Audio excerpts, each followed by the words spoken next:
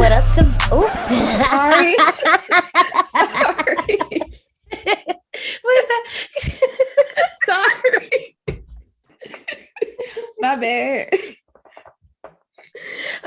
I so definitely thought it was gonna be me to do it. Sorry.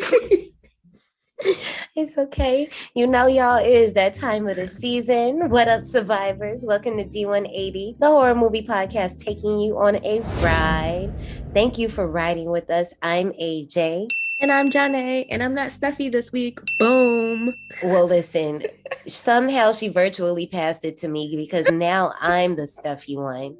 Like, oh, and it's the worst because I have not gotten sick. I don't know when. I think the last time I was sick was right before quarantine hit. And I'm just like, what the freak? And I know exactly what it was. And I don't want to tell my mom that I'm sick because she's going to be like, see, you was walking out of that pool with them shorts on because you was so hot. And you should have covered your little self up. I know, Mom. I know, but I was hot because I work in a heated pool environment, 90 degrees. I was hot. I wasn't in the water that day. That's actually good, though. I'm literally in a 90-degree room for 5 hours, sweating.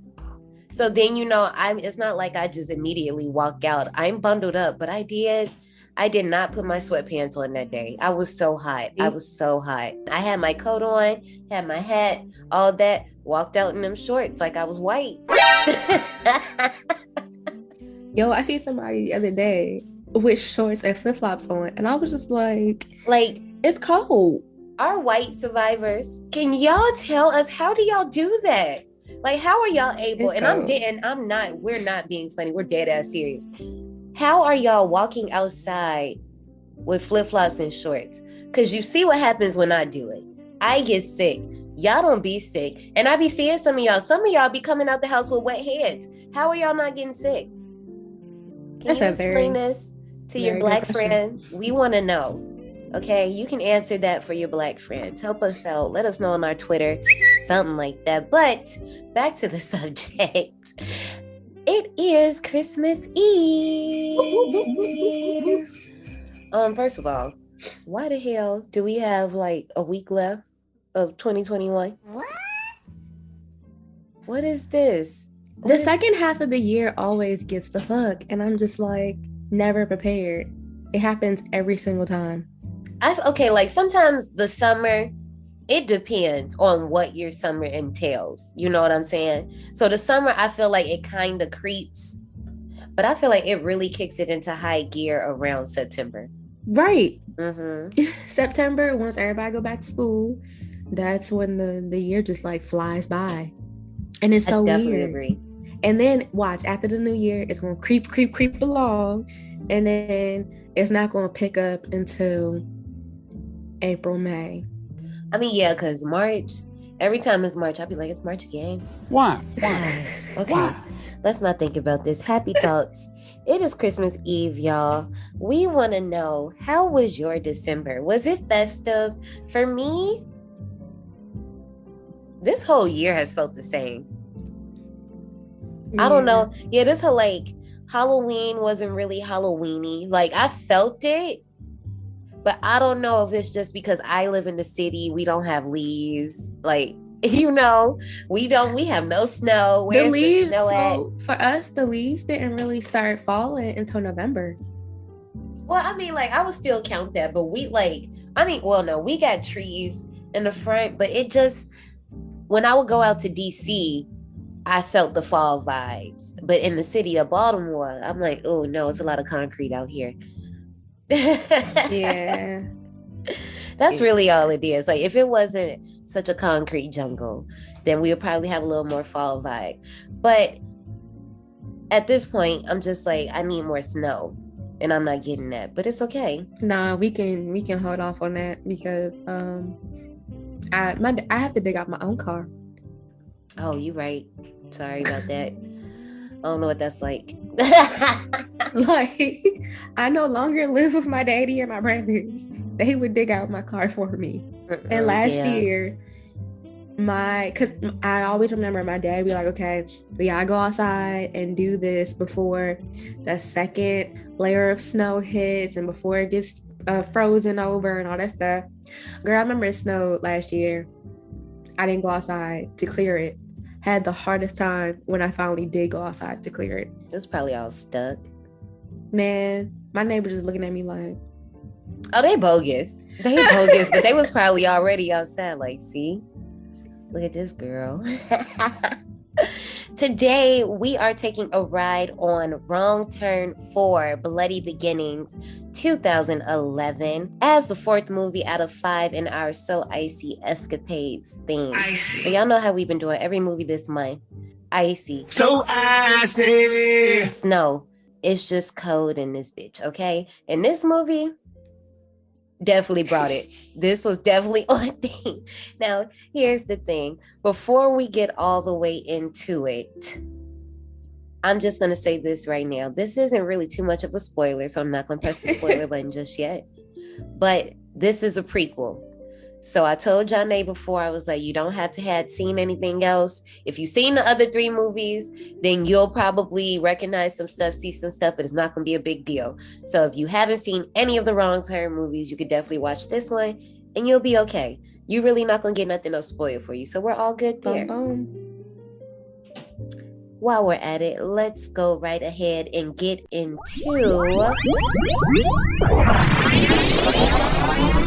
Park recommendations. I kept it super simple. Not really. Kind of, sort of. Not really. But, because I was just going to be like, yeah, girl, just get into the Wrong Turn franchise and boom, boom. But I did do that. I would say, because this is a prequel, this takes place 6 months before the first movie. So I would just say, go ahead and get into that first movie, Wrong Turn 2003. Eliza Dushku is in it. And she's the main character. The Descent from 2005. Yep. Survivors, if you have any park recommendations that you feel best fit this movie, let us know on our Twitter so Janae could put them on her list. I mean, I could put them on my list too if I haven't seen them. So a lot of people, once again, a lot of people are curious to see what you think about this one. Me, myself as well, because there's certain parts of the movie I just know she gonna have commentary on. But as far as I go, when Wrong Turn 2021 came out, I was like, okay, let me go ahead and get into this franchise. I had been wanting to for a little second. And you know how I be doing, I be having my ways, because when the 2021 dropped, none of the Wrong Turn movies were streaming, which I thought was weird because you would think that they would wanna capitalize off that momentum. Mm-hmm. As I was getting into the franchise, our friends over at Afro Horror decided that they were going to do a franchise chat on Wrong Turn since the movie was coming out. And I was like, oh, well, that's perfect because I was about to watch the movies anyway. So we go ahead, watch them, skipped around on a few, but we did watch this one. And it's a hot ass mess. Shout. But it's a hot ass mess I could get jiggy with. This movie was directed by Declan O'Brien, who was, he was involved in a few of the other Wrong Turn movies, but this time he's in the director chair and the writer's chair. And this one is produced by Kim Todd and Eric Feige. Our main cast, Jenny Pudovic as Kenya Perrin, Tanika Davis as Sarah Washington, Caitlin Wong as Bridget Manalo, Tara Vinsna as Jenna, Victor's Nick Jr. as Kyle, Dean Armstrong as Daniel, who was also in Saw 3D, and then Ali Tatarin as Lauren, who was also in Cult of Chucky and Silent Night. I had no idea, but found that out. Samantha Kendrick as Claire, Sean Skeen as Three Finger and Vincent. So we have someone playing 2 roles in this movie. His brother, Daniel Skeen, as One Eye, Scott Johnson as Sawtooth, Arn McPherson as Dr. Brendan Ryan, Kirsten Harris as Dr. Anne-Marie McQuaid, and Dave Harms as Porter. First thing I noticed when I was looking at this cast, I like how some of these characters have last names and some of them just don't. They're just like, yeah, name. And I just would have thought that they just would have went the route of not giving anyone a last name, especially because it's just so many people, and we'll talk about that later. But I was like, so some of these people had last names and some of these people, they was just like, you're Claire. That's it. You already got 2 characters, so you're just going to be Vincent when you're not 3 Finger. Okay, cool, bet. So this was shot in 19 days in an actual sanatorium. And this time, the snow was real. Yeah, like they found this sanatorium. They walked around it just as it's filmed in the movie. It's just how they found it. That's scary. So I've always had this thing where I tell y'all about my high school all the time in Gary, Indiana.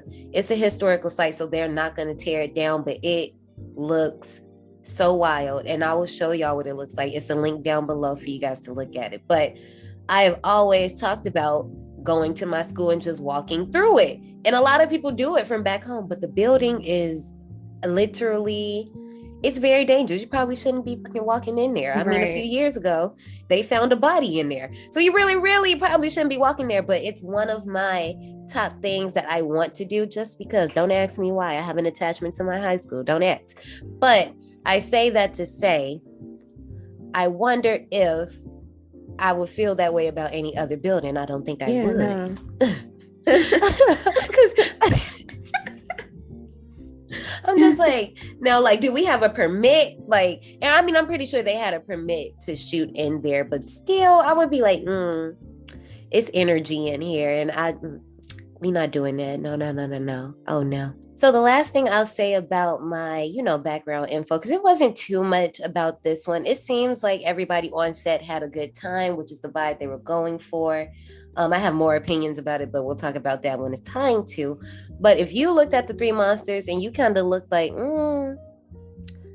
this kind of look a little pee-pee, you're right. And I agree. They only had 2 weeks to do the special effects for the 3 brothers. And the masks or the type, kind of similar to Robert Englund's, where it's latex, so you can just rip it off your skin, and they would have to redo them. So if they look slightly different throughout the movie, now you know why. And you know what? It is what it is. Somebody was liking it. I kind of liked it, and that's okay. Well, you ready to get to the queue line? I'm ready. Let's bounce out. Step in line. Your number is near. Follow the signs. Your time is here. So since it's Christmas Eve, there were so many games that I was thinking of. I started to be like, well, we should share Christmas memories. And I was like, don't nobody want to hear it. Like, I mean, maybe y'all do. I don't freaking know. But I'm like, don't know. Y'all already got to sit around y'all family. And, we talked about Krampus at the beginning of the year. Y'all dealing with stuff. Y'all came to visit the park to escape, okay? Right. So we not going to do all that stuff that you already doing. What we're going to do is we're going to fill out this ELF application, and it's going to tell us which role at Santa's workshop is perfect for us. Now, of course, survivors, you know that we've now started adding the quizzes down to the show notes at the bottom. So if you want to take the quiz, you can definitely let us know on our Twitter. But without further ado, what is your favorite Christmas activity? Is it wrapping presents, baking cookies, decorating, or gift shopping? And time out real quick. The picture for decorating, I'm sorry, honey, but this is not cute. I'm pretty sure they tried their best, but it's You know what I've noticed? But I'm still, what? It's rare that houses have a theme. Like, when I see houses that have their theme for their lights and displays all together, I'm like, wow, that looks very nice and pretty and succinct. But I don't live that life. My dad just did whatever. And my dad, let me tell you something. This is my dad's time to shine. Come on, Lonnie. My dad would map out what the front yard was going to look like every year. Like a drawing. Like, girl, like big as this calendar. That's lit, though. At the house. No, I loved it, girl. I loved it. Like, he would pick me up from school. This would probably start like November. And we would start going to like Menards, Home Depot, Lowe's, whatever store sold Christmas stuff, we were going. I remember one year that I feel like was one of his top years. He bought arches like these 6, maybe 7-foot arches that like led to the house, draped them in, like it was so much going on. I hope there's like a picture or something, but my dad, one thing about him, he gonna do it up. He dramatic. I want to know what the rest of his birth chart is. I just know that baby is a Gemini Cancer cusp, like literally June 21st on the cusp. That baby, he be having some creativity in his body. He has an eye, and I love it. I'm like, you need to come do that to my house. When I get my house, you're gonna be decorating mine. You can just sit in your little rocking chair and tell us what to do. Just have the vision, Dad. So with that being said, I am gonna pick decorating because that's my favorite thing to do with my dad. Mine is shopping. That was close. Second for me. What is your favorite kind of Christmas cookie? Is it gingerbread, peanut butter, chocolate chip, or sugar? It's hard because I like chocolate chip and sugar. And then last year, I got a newfound love, not even newfound love for gingerbread. Oh, I thought you was gonna say peanut butter. I was over here getting excited. Like, no, yes, I don't like peanut butter at all. Like nothing peanut butter. I love peanut butter cookies. Set my heart on fire. And this question is super hard for me because I like all of these cookies. But just for the pure strength, I'm gonna go with sugar. That I'm gonna get a little extra with the sugar cookie because you get a little extra icing, and then that way see, my thing is with the sugar cookie, most of the time it's too sweet. That way, I'm gonna take my time and not eat 20,000. So we would get the ones that had all the little the Pillsbury ones with all the little designs and stuff on it. So we never had the actual like sugar cookies that had the icing and stuff on it. It was either chocolate chip. I mean, even those were sweet to me. Those are sweet to you? Am I getting old? No, they're not sweet to me. Girl, last year is how I gained the weight. I would wait it until Halloween was over. I wait until Christmas was over, and I bought all of the Pillsbury cookies with the little designs on it on sale, and I would eat a whole pack a day. Bake them and then eat them. They're not sweet to me. They're perfect. Girl. I also think it's because BJ and I, we like very, very soft cookies. So I don't know if it's just because like we're just such of the type gooey people that we not waiting for no cookies to like sit there and like bake all the way through and be, you know, a nice little cookie. Nah, I eat the whole pack. What is your favorite Christmas movie? Is it The Princess Switch, Elf, The Santa Claus, and Author Christmas? Time out. If I see the Santa Claus one more goddamn time. Everybody loves Tim in this. BJ, honey, I love you, but if we watch that movie one more goddamn time in 2021, I don't know what I'm gonna do. I'm gonna lose it, okay? I watched it already.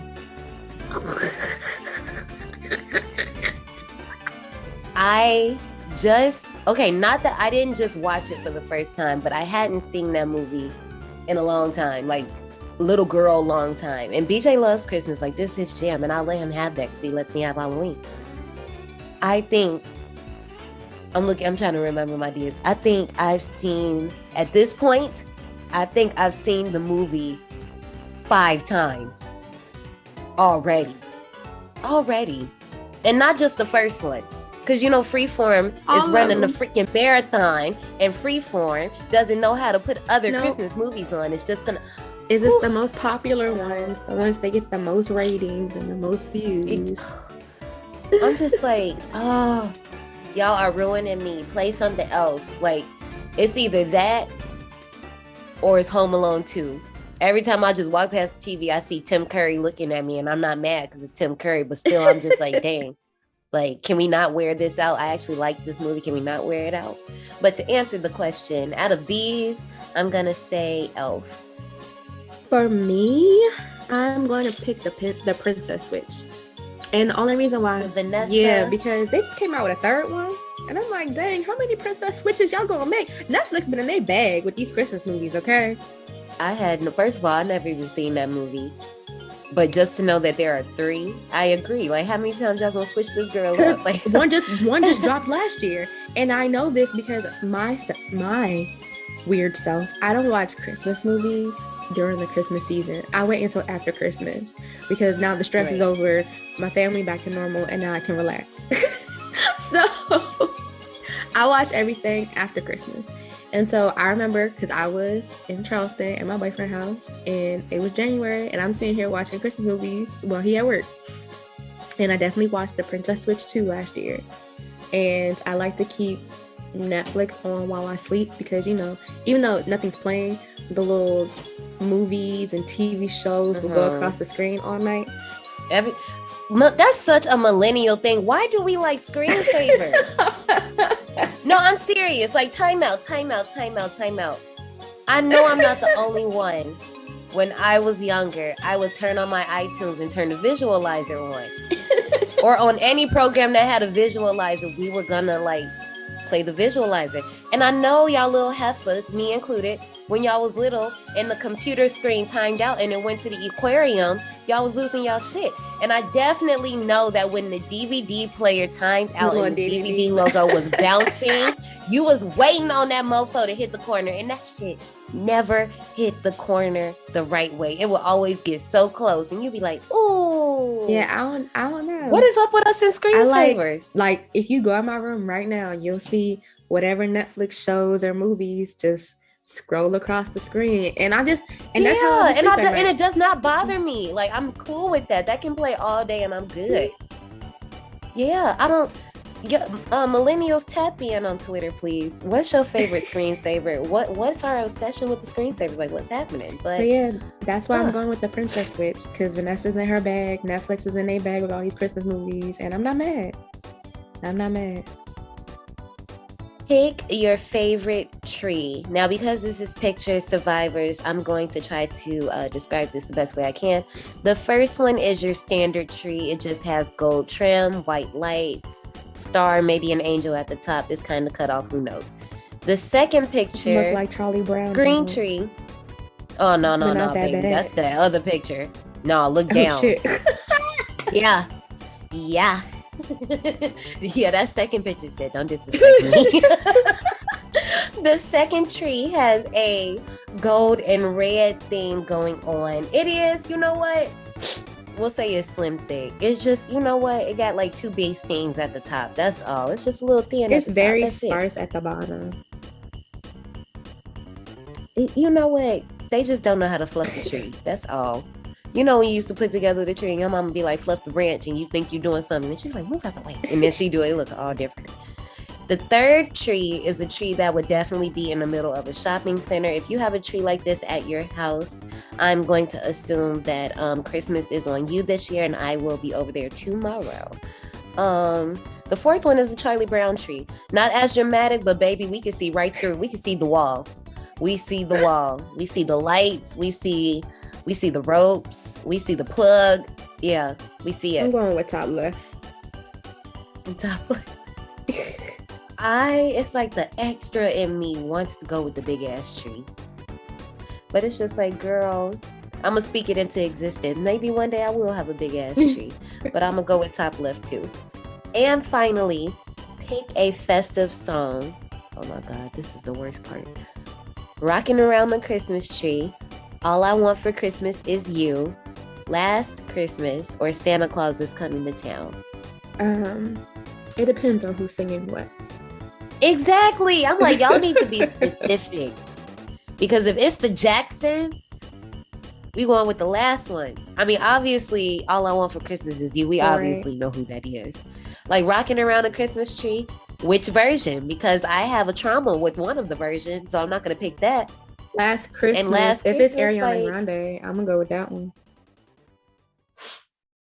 Right. That's what I was about to say. Like, because if it's Taylor Swift, I don't want it. And y'all can fight me too. I know some of y'all just like grabbed y'all heart. Like, I'm sorry, but I don't want that. I worked at Charlotte Russe for 2 years and had to hear that girl. No, I don't want it. So I'm going to pretend that we're talking about the Jacksons. I'm always rep the G 219, and Santa Claus Is Coming to Town. Yeah, I used to have that Motown Christmas album playing on freaking repeat. Like, and it was so funny because remember one year I went to one of my cousin's house for Christmas and they were like, Jermaine, how do you know all these songs? I said, because I'm like that. Why don't you know the songs? And it was Michael Jackson singing don't remember the name of it. He's like, little Christmas tree, looking sort of sad and lonely, just like me. Oh, Seems to care. They just went away and left it standing there.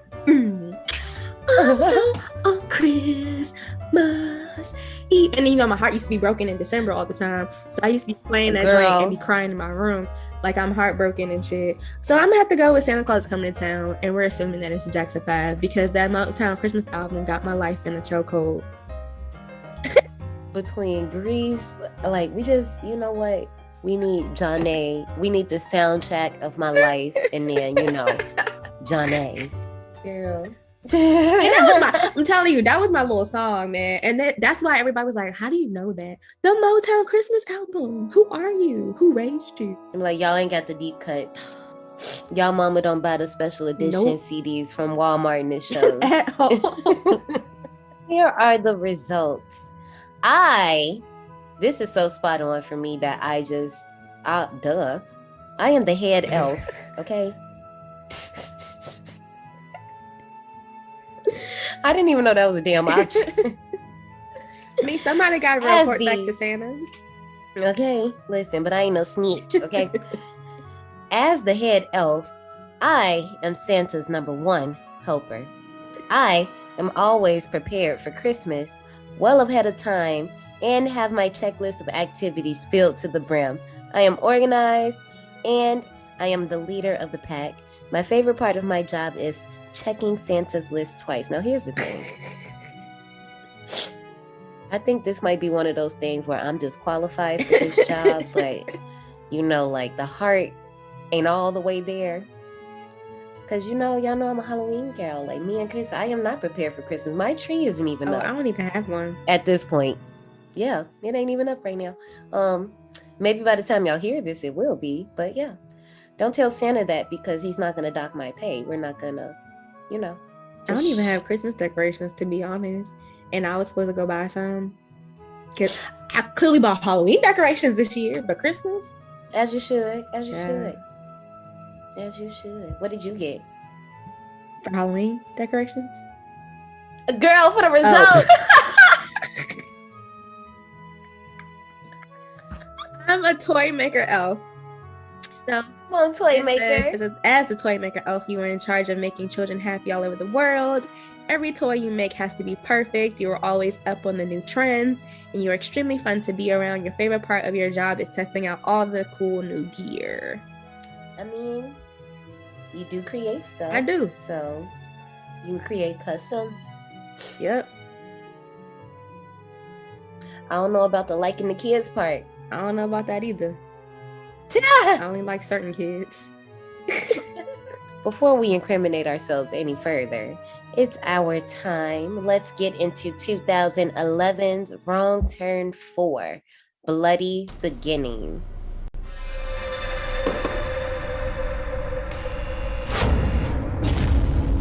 These are the Hilliker brothers. Definitely the most dangerous patients in the hospital. They're just kids.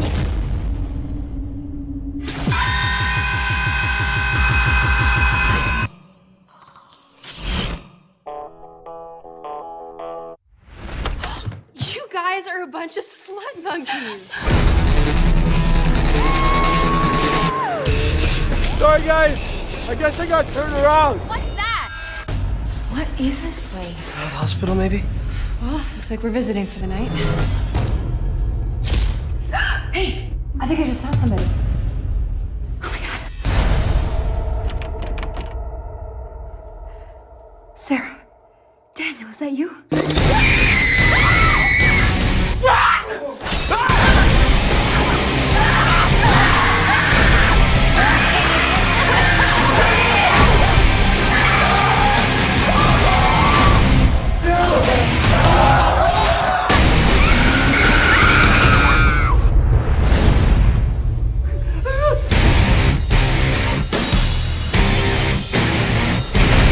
When I looked at this trailer, I was really trying to figure out, was I getting to it?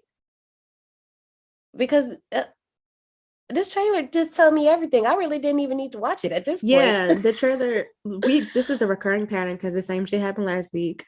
The trailer shows everything, but one thing I can say is I don't know why I like the style of trailers like this, but Mhm. I like trailers when they kind of are like this. I don't know why. The actual design, like the look of this trailer, like Yeah, the feel of because it I and think stuff. last week Got had you. the same type of trailer where it's like, you have a scene and you have words, and then you have another scene and you got words. I don't know Mhm. why I like trailers like that, but I don't like the fact that it shows everything. I just like the aesthetic of it.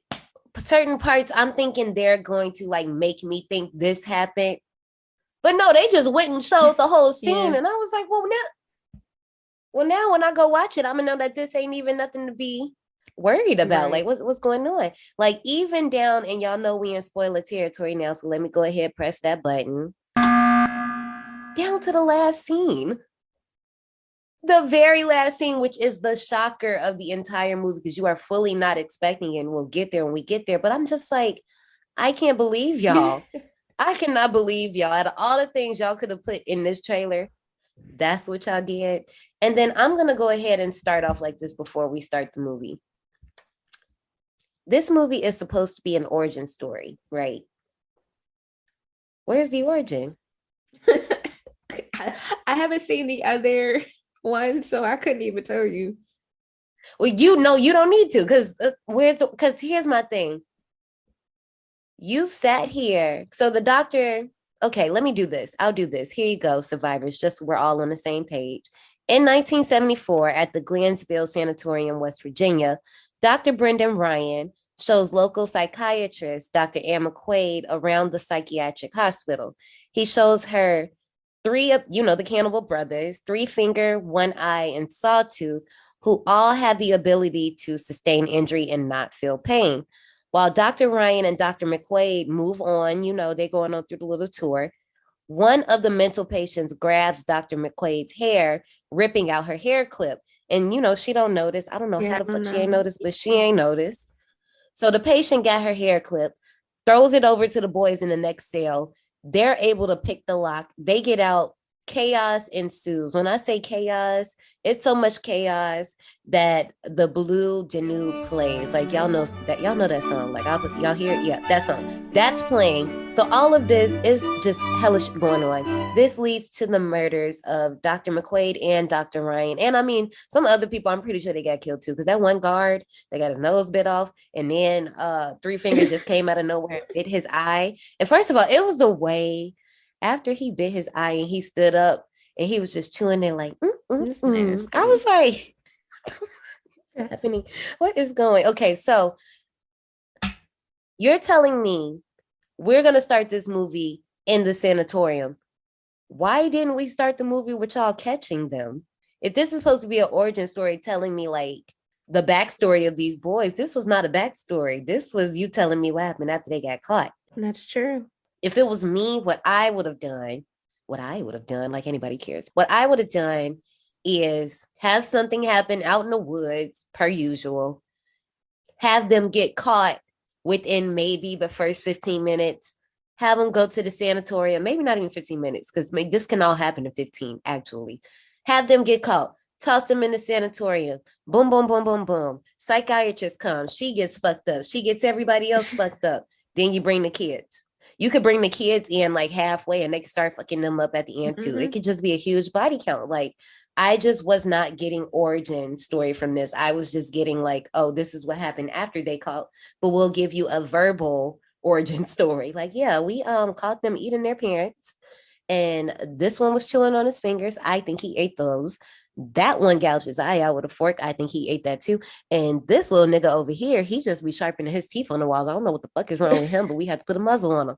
Like, yeah, I was just like, like I would have wanted to see that. I would have loved to see that. I'm just still stuck on the fact that they said that he sharpens his teeth on the walls. Like, what? Can you imagine? Like, how do you do that even work? Like, do you go in a corner and just like, you know what? For some reason, the SpongeBob episode when they had the chocolate and SpongeBob was like scraping it across his teeth and making that noise. Like, that's what I picture in my head when you say, like, when somebody was like, yeah, he's just sharpening his teeth on the stone wall. How? Like, how did you get your mouth around? Okay, I don't even want to think about it because I don't even know how you did that. But when they get out and they put Dr. Ryan in that electric chair, I felt bad for her. You were not ready. She wasn't ready for all of that. And then when they pan down her to like fault show you like anyway. she's, I mean, it is. So that's why I was like, I almost can't feel bad, but I do. When they pan down to show her like urinating on herself, that like for some reason, it's stuff in this movie that works. And then this stuff in this movie that's just like super fucking zany. And when I was watching it, BJ was like, I ain't heard nothing in this movie but screaming. Like, what is this? Because he wasn't watching it. Like, he wasn't paying attention. He was like, I ain't heard nothing but screaming this whole time you've been watching it. And this is the whole opening, y'all. Because all it is people screaming, and then it's that song, that classical song, and it's just running around and screaming. That was it. I'm saying, actually, I was literally staring at the screen like.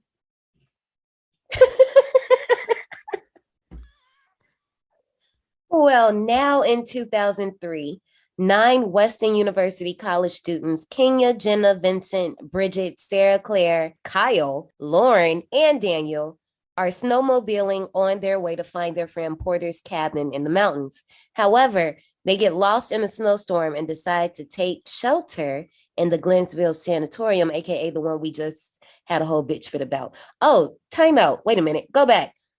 First of all, why is this sanatorium even open? Did you see how dirty it was up in there before they caused the chaos?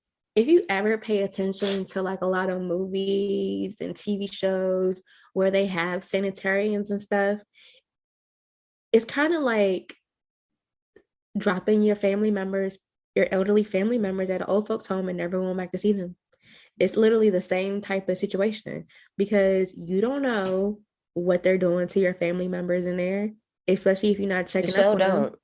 Because they almost pulled some shit like that with one of my great aunts. But my Nana would go up there every other day, every week. She'd wash her clothes. She'd talk to her. Somebody bruised my great aunt, and my Nana was about to throw hands at 70 something. Like, as she should. It's if you don't have family that will come check up on you, it's no telling what the hell is going on behind any of those walls in old folks' homes, the sanitariums, any of these places, because there's no checks and balances. No, my favorite part be when somebody does pop up and then all the little attendants be trying to hurry up and fix shit last second. Don't be trying to know. Exactly. You've been caught, boo. Exactly. You've been caught. So now we can come back because that was my exact point. But I will wrap that up by saying, when this movie opened in this 2003 era, I was like, is this a porno? Child. I was just like, okay. I was like, I wonder if John A just gonna look at me like, girl, what the fuck do you have me I was watching? staring at the screen like, what? Because here's the thing. It's not that we're saying that they can't be doing this. Like, obviously, everybody fucks. We obviously. The thing is, the way it's shot. Right. Like, it's a full on, like, it's soft porn. It's literally like, you 80 movies lovers that love the titties and love all that, you gonna get your whole fix in this one little scene. Yep. Now, here's the next thing. These mofos is in the same room. Yep. Like, literally around the corner. And now, you know what? Hopefully my mom never listens to this. I'm not gonna say how old I was, but I've done something like that. It wasn't exactly that, but it was something like that. I would keep my comment. So I can't say that's believable. Keep my stories to myself. You could G-rate it like I did. Don't be trying to just have me expose myself by myself. Wow. So she's gonna have my back. So nothing like that happened in college. But post-college, I wasn't in college. All right. So post-college, yeah.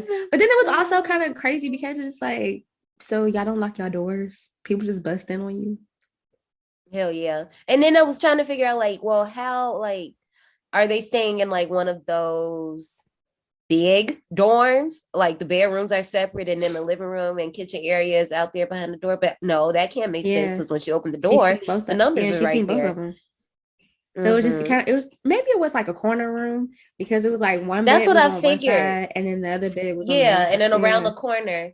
But that's what I thought, like if it was like that and the door is right there, if you opened it and walked out into a living room and all that stuff. But like I said, when she opened the door number was there. So there's that. But speaking of her, Kenya, I guess this is our final girl, y'all. I'm going to be on her head the whole movie. So just be prepared for that. Ain't no final girl. It's not, okay? But if there had to be one, we're going to talk about that later because there was clearly one that should have deserved it. We mentioned the number of characters in this movie, and it's so crazy because within this whole opening scenes, the amount of time that everybody has to keep saying everybody's name so you know who is who and still don't know who is who. Because I don't know about you, but when I'm talking to my friends, unless we're on Clubhouse and I'm not specifically looking at somebody, so I have to say their name, I'm not just saying people's names every 5 seconds. Right. Hey, Kyle, did you da da da da da da da? I'm standing right next to you. Why do I have to say, hey, Kyle? I could just ask you. Like, all right. Yeah, no. I understand this was the only way they could like get all the characters' names out. But this happens throughout the movie. Like we have to keep saying everybody's name because I keep getting confused and I don't know who's who. Right. But anyway, when they get lost and he's like, he's making a wrong turn. I know it.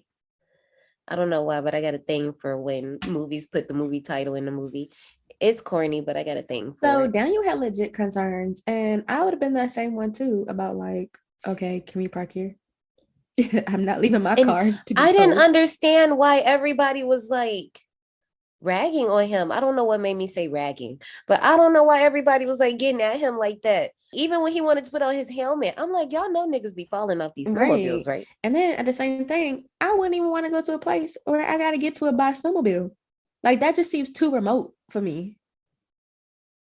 Yeah, I didn't even think about that. I did not even think about that. I guess I was just thinking like, yeah, they just wanted to take the snowmobiles the rest of the way there, just a snowmobile. I didn't even fucking think about that. Why couldn't Porter meet us there with his snowmobile? Porter had went in advance, and you see what happened when you go off by yourself doing shit.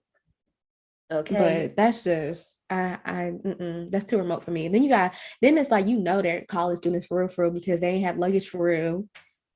No, because then what luggage they did have, it went in little backpacks and stuff, or it went in the little what is that little thing that goes behind it? The little carrier or whatever. And then who about to be snowboarding on the back of a snowmobile for an hour? It's gonna take us an hour to get there, sir. No, child. I'm with the other girl. Why we couldn't go to Aspen? Girl, we could have side planned it. We ain't have to show up today. Apparently, some of my parents ain't had the money no more, so. Listen, I'd have been like, look, you know what? Maybe we need to break up for the break. I'm not that type. I wouldn't do that. Once securing power, the friends explore the sanatorium after deciding to wait out the storm inside. The gang parties all night, unknowingly being watched by the cannibal trio. Lauren remembers her brother's stories about the sanatorium and the cannibals' chaos, but her friends, they don't believe it. It's just like, girl, it's an abandoned building. Just stop with all this shit. All right. So, of course, here's the thing. We're in the sanatorium, right? So that means we can't have any cell phone services. So nobody's cell phone works. So boom, that's out. Mind you, also, you know what I just thought about? This movie was supposed to be 2003, but the fashion and the hair is so 2011. Because one of the homeboys got a little Justin Bieber cut. Every single girl, every girl in this movie has the Aeropostale, Charlotte Russe, Delia's, that sweater, that circle scoop neck sweater with the leggings and some little boots. And that's all we was wearing from like 2010 to 2012. And I kept staring at that because I was like, yeah, this fashion is so 2011. But then I was like, well, we supposed to be in 2003. This ain't right. And I kept forgetting that. But then we also find out that, just like Johnny said, Porter didn't get his effed up. Yep. The trio's dragging his body back to the sanatorium. So they done found him. And see, that was the thing. Well, never mind. I can't do that to you. You haven't seen it yet. But when they found him, I'm just like, well, I wanted to see. I guess it was surprised that we just found the body, but I was just like, we couldn't see him get fucked up. And then I guess we knew they was already going into danger, but it's just things I wanted to see that we didn't see. But Kenya, Vincent, and Jenna decide to go explore the sanatorium. Why? I don't fucking know. I would have sat my ass in that little area we was in, and we would have stayed there till the morning. I'm not exploring nothing. I know I said I would explore my high school, but the thing about it is my high school not that big. Yeah. And I know the high school like the back of my hand, but also if I explore my high school, I'm not about to be going in the basement. I'm not about to be going all the way on the third floor. I'm probably literally just going to walk in, look right, look left, like, oh yeah, the shit's falling down. I really shouldn't be in this building and leave. Like, I just want to go. That's it. But y'all all up in this sanatorium. Yep. Y'all is riding the wheelchairs, playing. Y'all in the beds. Y'all are in these beds. Yep. Y'all don't know when's the last time these beds have been touched, who has touched them, what has touched them, and y'all just in them. Damn. But was like, this is better than sleeping on the floor. Baby, I would have been on the floor. That's true. Some of them had sleeping bags though, so they were actually sleeping in the sleeping bags, but on the bed. But still, yeah, no. Me and my sleeping bag, we would have been, I don't know, up against the wall, sit, I don't know, in a corner, I don't know, not the bed, because hecky no, not catching me like that. But when Kenya, Jenna, and Vincent go explore whatever the hell. This is where we kind of, you know, they're tipping on danger. The cannibals already know they in there. And Kenya gets mad at Vincent for like pulling a prank on her. And this is where Kenya started getting on my nerves. I'm like, girl, I get it, but you a little too serious. You have to calm down. Like, she was that type of girl. She was like, you are immature. Like, you act like a 10-year-old. But I'm sorry, his face, he looked like an asshole. Vincent, like, he makes asshole faces. And I'm telling y'all, like, I feel like he would be one of those people that I would want to slap the fuck out of. You look like you do dumb shit because you know your parents going to help you get out of it. And that's why you laughing, because you know exactly. When the group goes to bed, Vincent leaves Jenna and goes explores the sanitarium. Again, why? Just sit there. Wait till the morning. Why are you exploring by yourself? Because anyway, niggas. Listen, because he walks down the hall, Bridget and Sarah, who we already saw earlier, they fucking again, which we not saying there's nothing wrong with it, but they fucking again. And of course, all the attention is on them. This dude is standing in the doorway. And it's because it's girl on girl. That's the only reason why they got 2 sex scenes. It is because it's girl on girl, but also I'm happy because this is actually an interracial couple. Because a lot of times when we get interracial couples, it's always a white person and somebody else. This is true. It's never 2 people of color. So this time we actually got people of color in both roles and not just like a white girl and a black girl, a white girl and an Asian. Like, you know, no, I was happy about that part. But you are definitely correct. It was just because they was girls. Because if they was boys, we wouldn't have seen none of that. We just would have had them like hugged up next to each other every now and then. Maybe get a little joke, blah, blah, blah. That's all you're going to get. But yeah, Vincent, why are you watching them? Because, and I mean, I know she didn't care. You know why he was watching them. He wanted to join. Exactly. He was trying to watch in the first sex scene. He was. And I didn't know if he was playing or not, but I was like, it's already enough that we like got to share the same sex air. Can we not? Oh my gosh. Am I acting a fool? I'm sorry. Last week was me, this week is you. Yeah, look, listen. Oh, you was on one last week. Oh my gosh. Oh wow. Shout out to the bottom. Okay.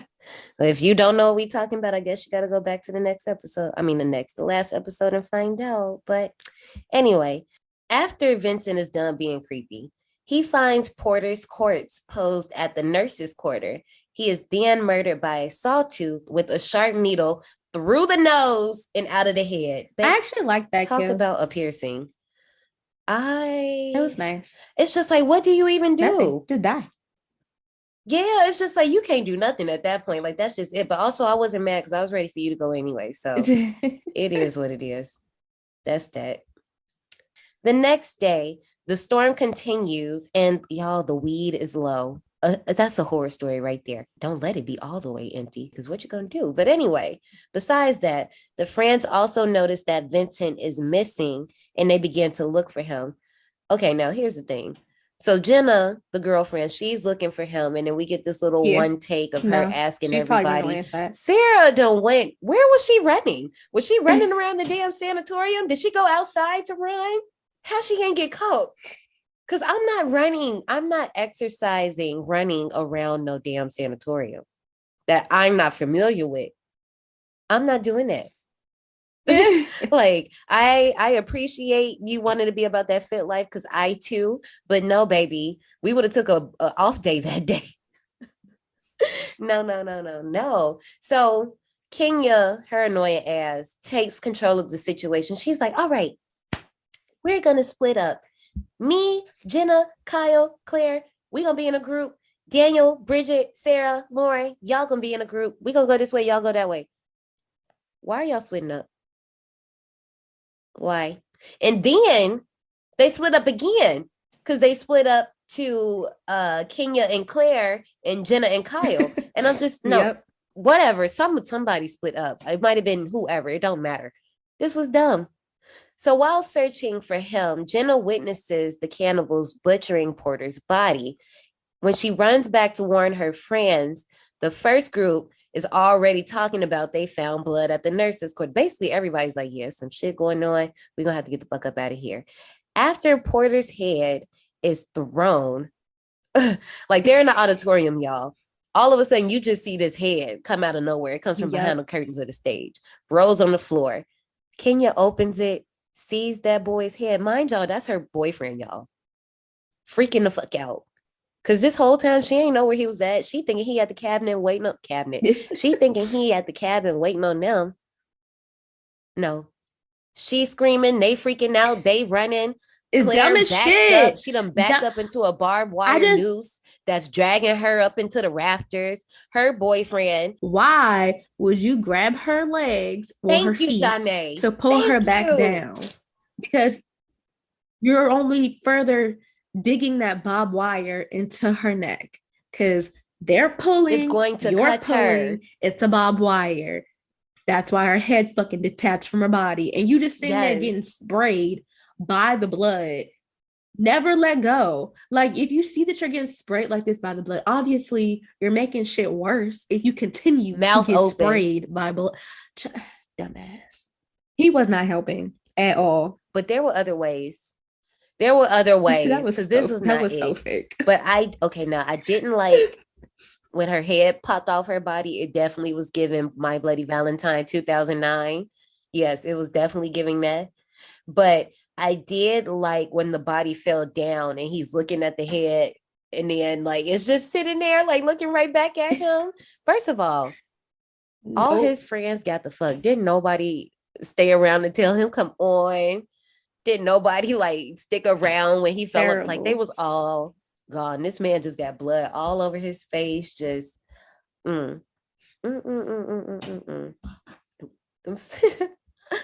The group flees to leave, but the cannibals have taken off the spark plug wires on their snowmobiles. Lauren decides to ski down the mountain to retrieve help while the others barricade themselves in a doctor's office. Later, Sarah, Daniel, and Kyle go to the cage, which is this area that they found in the basement before that has all these weapons. They return back up to the others, but the cannibals have captured Daniel. The rest of the group overhear him just screaming, hollering, and runs back to save him, but they arrive too late when Kyle finds the cannibals eating Daniel's body alive. All right, let's stop right here because Lauren, let me start with you first, baby girl. I don't give a fuck if you are the strongest skier. Yeah. Why? I feel like this was, you know how some people, when they be in horror movies, they be like, well, I would have did this. I would have left. Because we see what ends up happening to her later. And I guess we could just do this now. She froze to death. Yeah. And the sad part about it is she was right next to the road. Yep. Like we see her, like literally throughout the movie, once she leaves, we see her maybe like 3 times. Like one time we see her still walking. The second time we see she started a fire, but the fucking tree dropped the snow and put it out. Next time we see her, she looked pissed as shit, froze up against that tree. Just dead. Yeah. And it's so sad because, like I said, the road was right there. And I just really want to know, like, what, like, she probably couldn't see. Yeah. And there probably wasn't any cars coming. PT Cruiser just like, right past her, her dead body. And then it don't make it no better because she had a white coat on, so she blended right in. Yep. And then she white too, so. Double down. So then, when they go into the doctor's office, Daniel, how you pull 8 files so easily? Like, you just pull all 3 of their files. Here's their file. They're deformed. How the fuck did you find that fast? I just got in there. So I just think that he was pulling files.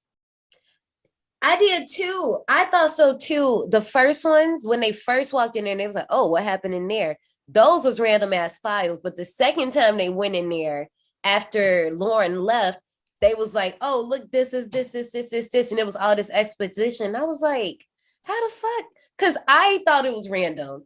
And I'm like, well, no, because if we in this disheveled asylum, what are the odds that all 3 of their files is still here and intact? Okay, movie. When Sarah, Daniel, and Kyle went back to the cage and Three Finger was chasing them down that hall with that axe, why the fuck was he running so fast? I just would have laid down. I just would have died right there. Nope. Nah. No. I know I be telling y'all Final Girl, but that's part of my Final Girl. I would have played dead. But then also, you know what? He's a cannibal, so that wouldn't have worked out for me. Actually, never mind. You're right. I would have kept going. But here's my problem. How the fuck y'all didn't realize Daniel wasn't behind y'all? If 3 of us are running and I'm not the last one and I don't hear 2 sets of feet behind me, I don't hear somebody yelling because clearly we're being chased. So I should hear 2 voices yelling. Y'all ran all the way back to that room and did not once see that this boy went behind y'all.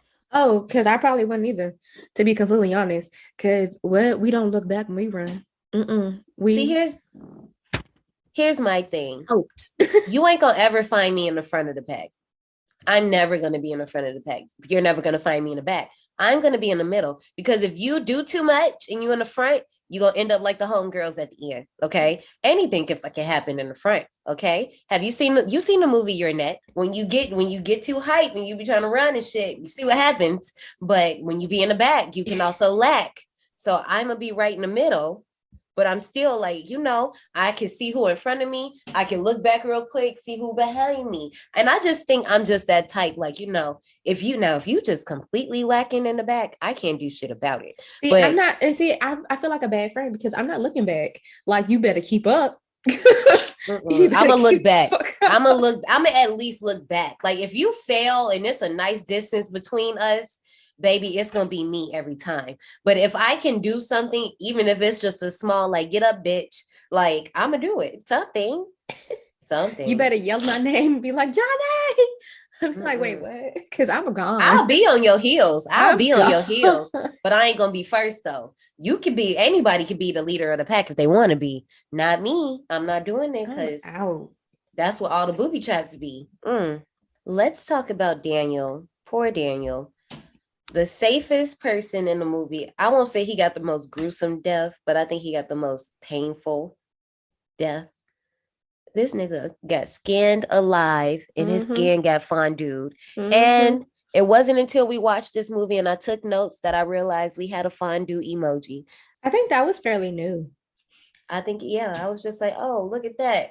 I can't remember. I was looking for some emoji the other day. Oh, it was Christmas emojis. I was like, why we only got like 5 Christmas emojis? Ain't no reindeer, ain't no Christmas lights. Do we need those? Yeah, I mean, as far as the social media, I be trying to make this stuff look cute. And I don't want to use the same thing over and over. Christmas tree, Santa Claus, snowman, snowflake. I'm just like, damn, I'm over this. Can androids even see that? Wow, I wasn't even coming at them today. Wow, this is violent. Jesus. I'm just saying. But also, my last thing that annoyed me, once again, Kenya, she was like, but what if he's alive? We have to go out there, baby. It's been like, y'all done had this conversation for 5 minutes. He half dead at this point. Exactly. Y'all hear this man screaming. And then the one girl, I can't remember her name at the moment, but she was like, I think he's bait. Sarah. Bridget. Yeah. I think he's bait. Like, if we go over there, they're gonna fuck us up too. Yeah, sis, you got a point, and I'm with you. I was with her. It is what it is. I understand. I just said that I would save my friend, but if they have you already, there's not much I can do unless they're the type of criminals that I know is going to waste time. These are cannibals. That means they want both of us. Right. So, no, baby. They can put you outside on ice and then they have meat to last the whole winter. Mm-hmm. Like, they just knew. They said, oh, we got 9 dumbasses? Bet. Cool. The girls and Kyle eventually come up with the plan to chase the cannibals, and they successfully trap them in a cell. They want to kill the cannibals, especially Jenna, but Kenya refuses, saying that, we would be just like the cannibals if we tried to kill them just like they did our friends. Stop. What? No, that girl. And now she's right, because this being a prequel, had we set them on fire, we wouldn't have had the rest of the movies. But also, we don't know that. We've seen so many villains survive fires. We don't know that. Right. But I would have burnt that bitch down.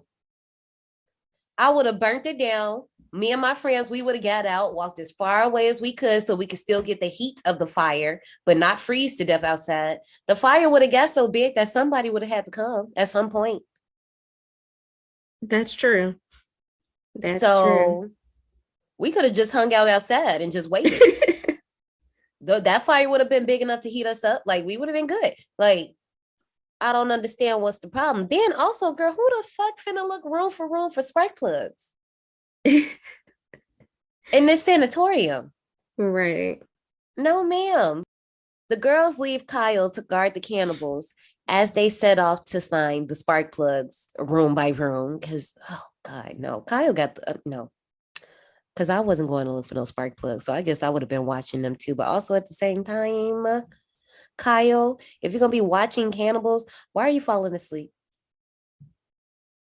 What's the problem? And of course, y'all put them in the same jail cell that they was in all them years ago. And of course, the hair clip that they broke out with all those years ago is just sitting in the toilet still. So they break out. They snatch up Kevin. They done, y'all, I'm just going to tell y'all what they did. They done ripped this boy tongue out and bagged him, like just put a bag over his head. So when he goes to try to get help from the girls, Kenya again pissed me off because Kenya is mainly the one that's seen him through the door. She was like, it's the little one. Kenya, that man is tall as hell. Kyle is a good 6 feet tall. 3 Finger was really short. If something ever happens to me and you have to describe the killer to the police, please don't, Kenya, because your sight is off. What? No, I was so mad because I was like, you know what? I hope Kyle becomes a ghost and just hunts your ass and beats your ass in your sleep at night. Because no, bitch, this was all your fault. This was literally your fault because they ran out once because Kyle can hear them like saying they're about to kill them. There's a big ass hole in the door, which I didn't mention this earlier. But while I think it was Kenya, Bridget, and Jenna, Sawtooth came with this big ass drill and like drilled a hole in the door. So now there's a big ass hole in the door where they're hiding and they can see out. So when they saw Kyle, Kenya was like, well, look, we all gonna run out there because he looks like he's hurt. And if he's hurt, then we got an advantage. We can fuck him up. They go out there and stab the fuck out of Kyle. Now, mind you, they don't know it's Kyle. They think it's the cannibal. They are stabbing the shit out of him. Like, I mean, Poor like, thing. like, I'm pretty sure when they were stabbing him, the knives was touching the floor through his body as hard as they were stabbing him. Like, I'm pretty sure. Yeah. They roll him over on his back, take that bag off, instant guilt. And I'm like, see, Kyle gonna come back and whoop all y'all asses, but especially you, Kenya. Mainly you. Realizing that they are locked in the building, Sarah breaks a window and digs a tunnel through the snow outside. The girls escape, but Jenna is killed with that huge power drill before she can get out of the building. I'm sorry, I don't mean to laugh.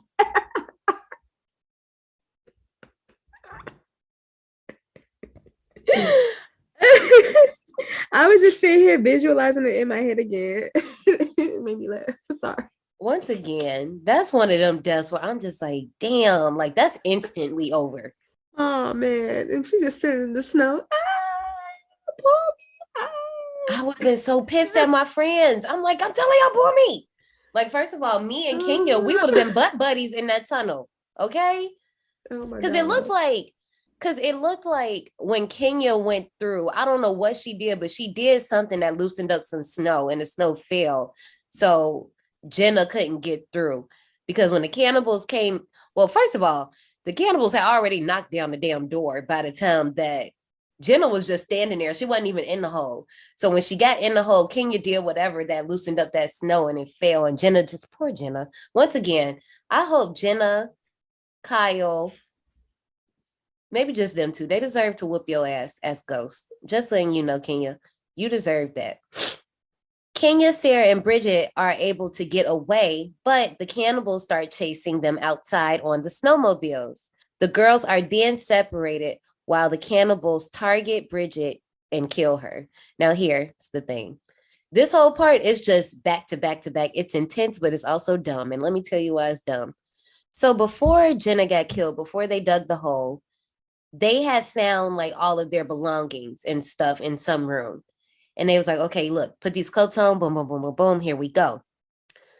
Some of y'all coats is white, but some of y'all coats got bright ass colors. And when Sarah left to go get that fire poker, because she just thought it was such a good weapon and she had to have it, Kenya and Bridget are in the middle of the snow, and Kenya's dumb ass gonna say, crouch down so they can't see you. And both of them literally dropped down to their knees. Was not behind anything. Kenya had a white coat on, but Bridget didn't have a white coat on. So we see you clear as day. And then Bridget was just like, fuck this shit. No, I can't do this. I'm too fucking scared. I'm about to run. I felt so bad, but I almost didn't when she died, because I was like, you was complaining a lot anyway. I'm surprised you even made it this far, sis, to be very honest. But she was fighting, though. When he snatched her up, she was stabbing the hell out of him. But I also felt bad when he put that snowmobile on top of her and started twerking on top of her. You did not have to do that. No, he was bouncing that ass. He did not have to do that. No. And then, but that CGI blood, the CGI blood when it's spraying, like you could tell she's just laying on the ground and they just got CGI blood spraying on top of her. Yeah. But then when it shot out the snowmobile, I was like, it looked weird. It looked like red Kool-Aid smoke. You know how like when you pour the Kool-Aid dust and it like pop back up? That's what it looked like. I was like, what the hell? So as the day dawns, Kenya is still searching for the road when one eye appears on a snowmobile. Sarah arrives and knocks the shit out of one eye, knocking him off the snowmobile and saving Kenya, allowing the pair to take back the snowmobile and finally get the fuck out. As Kenya and Sarah drive away, giggling, laughing, the sun is rising, all that, they suddenly just run into a strip of barbed wire and are decapitated. Three Finger comes by, picks up their heads, puts them in a tow truck, and drives off into the sunrise with his brothers. The first time I saw this movie, the way I was so shocked because I was not expecting that shit to happen to them girls. All I said was, damn. Because it seems like that always happens in a lot of movies like this, where like you think you home free and then boom, death. And I'm just like, damn. But even as a person who's riding through stuff, if I see wooden poles, I'm not about to drive through the wooden poles. Because here's the thing. When I first saw it, it genuinely shocked me. I was like, damn, I really thought we was about to fade to black, or we was going to pull out and just see them like go down the road, the town's near something. When them heads flew off and then it pulls back and you see the body slide. Because here's the thing. The first time I seen it, I was so focused on looking at the snowmobile and seeing their bodies just fall off of it that the next time when I watched it and I seen them big ass wood planks, I was like, none of y'all saw that. It wasn't like the cannibals like secretly hid this wire. No, it was literally right there. Like I can get that they didn't see the wire itself, but just me personally, I wouldn't have driven through those wood planks. Like, but also when the heads fly, it almost looks like when they're flying through the air that they look at each other for a hot ass second, which is kind of creepy. But when they hit the ground, baby, I'm like, what beauty supply did y'all get these mannequin heads from? Prop department, I just want to talk because y'all was doing good. Like some of that CGI we talked about, but everything else was fine. But what was these mannequin heads? What? Because y'all did Sarah dirty, okay? Y'all did her hella dirty with that mannequin. Like, what was that?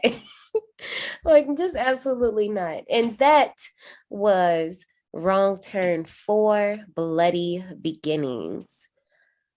As I said in the beginning, this is not an origin story. And that's not me being mean at all. This is not an origin story. It's just Wrong Turn with snow. It was I can't like be mad at you about thinking that, because I mean it is like this is a movie. Like if you like slashers, you just want to see kids, especially if you like dumb teens, if you like dumb adult, whatever, if you like that, you want to see somebody get sliced up, I'm here for it. The only kill that I really liked was that up the nose kill. Are you kidding me? Yeah, that was the only one that I really liked. I mean, I'm not saying like, no, like you're wrong, but like, oh my goodness. Like I thought there was so many good, like the only one that I didn't like was Bridget's with the snowmobile at the end. Cause I was just like, this CGI is ruining all of this, but the fondue, because what the hell, them, you know, I don't like body horror, them getting decapitated at the end. I always love a good decapitation. Porter, we don't know what happened to him, but homegirl Claire getting her head cut the F off. Kyle, I felt bad for him, so I can't really say too much about him. But yeah, like I said, this is a movie. And then honorable mention is the girl getting drilled through, getting a hole drilled through her. That's honorable mention. Jenna.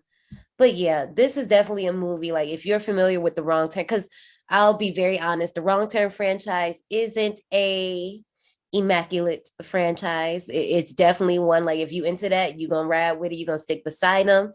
But if it's not for you, it's not for you, and that's okay. Ratings. Wrong Turn 4, Bloody Beginnings was released straight to DVD and Blu-ray on October 5th, 2011.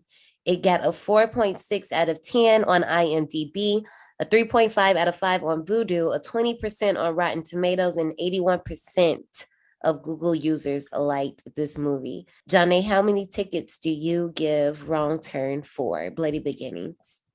45. I can deal with that. I gave it a 55, so it's not quite a doozy because I couldn't give it a 50. I was like, I like the kills too much, but the storyline is just like, Declan, I know you said you was trying to do that, but we ain't get there, in my opinion. Yeah, and it's okay. It was all right. It was okay. The fashions was definitely 2011. They were supposed to be 2003, but it's okay. We ain't gonna talk about it. It's cool. So yeah, not quite a doozy, but average. Well, with that being said, let's bounce out to the souvenir shop because I got something. Okay. Thanks for riding. Before you go, take a detour into the souvenir shop. What you got? What you got? What you got? It's very lame, but like, what if it was a snow globe that was like all white, but then when you shook it, it just got bloody red? No? Okay.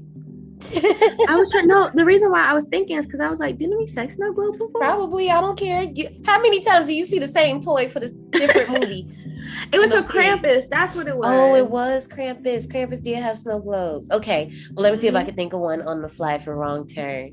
Maybe a hospital kit, like a kit that you, first aid kit. No. I could do better. Fondue. Bag with some weed. No, fondue. Ew. Yes. Fondue. And we can call them cannabits. and they're not really human parts, but you know, we can pretend. And it comes like, it's like fondue, but cannabis. Don't ask me what the sauce gonna be. Something, I don't know, but yeah. And then like the bits can be shaped like the Cannibal Brothers. You know how the cereals be having little funky fun shapes? Like the little, they could be like chicken nuggets or something. I don't fucking know. I don't know. Whatever y'all want to eat. Cannabis, bitch. That's what it is. Boom. John, they don't like this idea. I definitely have a look of disgust on my face. Well, as far as the poster, we actually have two of them. Very basic. It's I think this is Three Finger walking with this axe in somebody's head, bloody moves. Y'all know how he do, up to the sanatorium. Then there's another one. It's just all snow, bloody hand. Boom. That's it. That's all you need to know. Blood. That video resurfaced on the internet last week, and I about lost it because I forgot that video existed. This was like before going viral and memes was all a thing. Do y'all remember the video of the little boy whose brother, like his lip was bleeding, and he kept going, blood? They're not funny. No. Blood, the baby blood. I gotta send it to y'all because that shit is hilarious. Like his dad, because you know kids, they can't talk, so it'd be funny when they say stuff that they can't pronounce.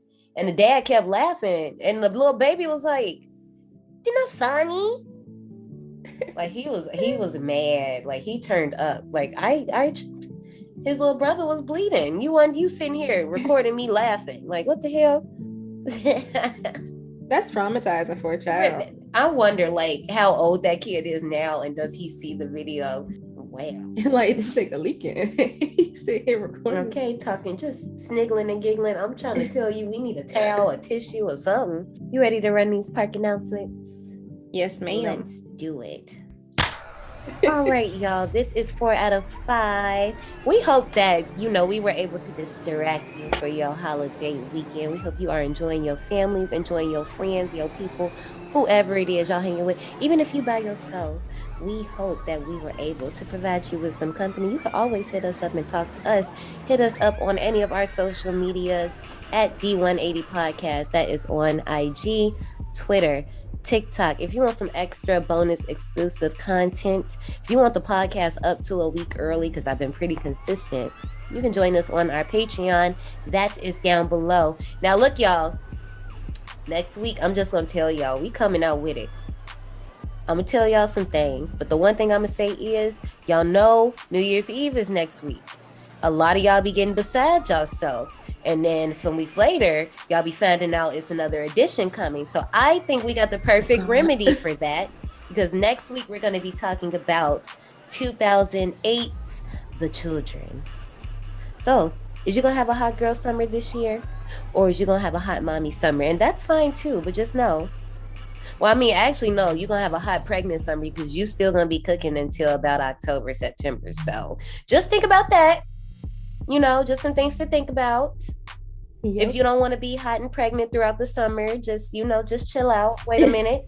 Maybe wait to Cinco de Mayo, maybe, I mean, you do what you do, but that's what we're going to be reviewing next week as your cautionary tale. So get into it.